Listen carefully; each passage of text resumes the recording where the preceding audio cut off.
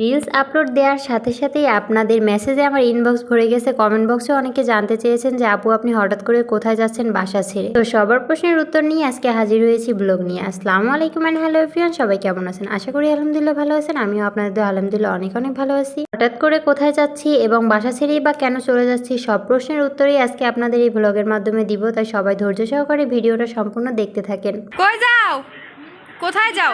বাসা বাড়ি ছেড়ে চলে যাচ্ছি।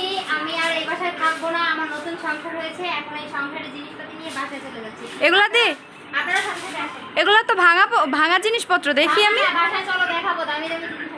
আমি শোনো, কিন্তু তোমার হাতে তো ভাঙা জিনিস দেখছি আমি। আমি বলি আমি একটা ডায়মন্ড, আমি নিজেই একটা দামি জিনিস। এখানে যাবো সবকিছু দামি।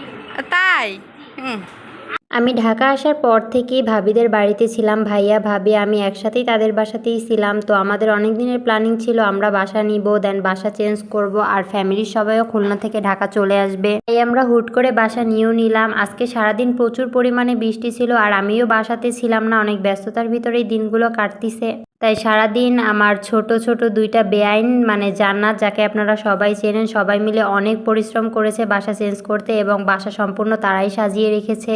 আর রাতে বাসায় এসে দেখি যে আমার কিছু জিনিস ওই বাসায় রয়ে গেছে যেটা আনা হয়নি। দেন আমি আবার জান্নাত আর সুমাইয়াকে নিয়ে বাসায় চলে আসলাম যে নতুন বাসাটা সাজানো অবস্থায় আমি এখনো দেখিনি, আর আমার জিনিসগুলো কিছু নেওয়া বাকি ছিল সেগুলো নিয়ে চলে আসলাম। এই দুইটা জিনিস আই নাই হাত গেল সকাল থেকে যে এই দুটো জানি এটা 5 কেজি 10 কেজি ওজন।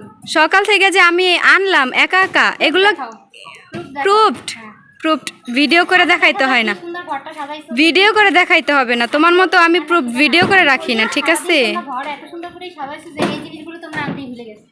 এগুলো আমাদের কোনো দরকারি জিনিস না। তাই না? যার ক্যামেরার পিছনে যে ব্যক্তির ভয়েস আপনারা শুনতেছেন সে কিন্তু সম্পর্কে আমার বেআইন হয়, আর তাকে আপনারা অনেকেই চেনেন। সবাই আজকে অনেকে কমেন্ট করে বলেছেন যে ক্যামেরার পিছনে কে আছে তাকে আপনারা সবাই দেখতে চান। তাকে ইনশাল্লাহ নেক্সট লাইভে নিয়ে আসবো, চেষ্টায় আছি।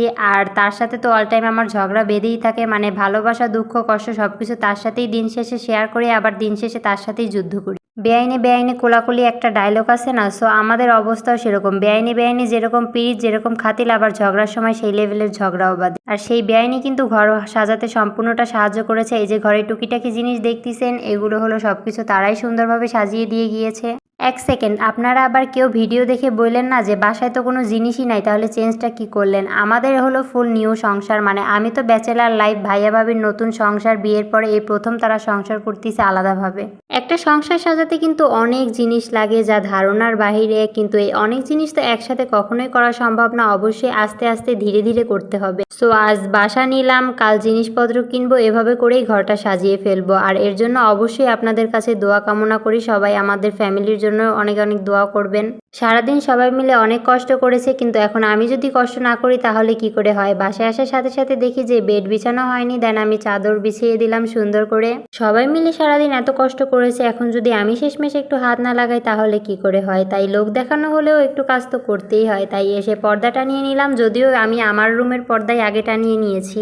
যাই হোক, আশা করি আপনারা আপনাদের প্রশ্নের উত্তরগুলো পেয়ে গিয়েছেন। আর আজকের ভিডিওটা এই পর্যন্তই। ভিডিওটা কেমন লাগলো অবশ্যই কমেন্ট করে জানাবেন। সবাই ভালো থাকবেন, সুস্থ থাকবেন। আল্লাহ হাফেজ।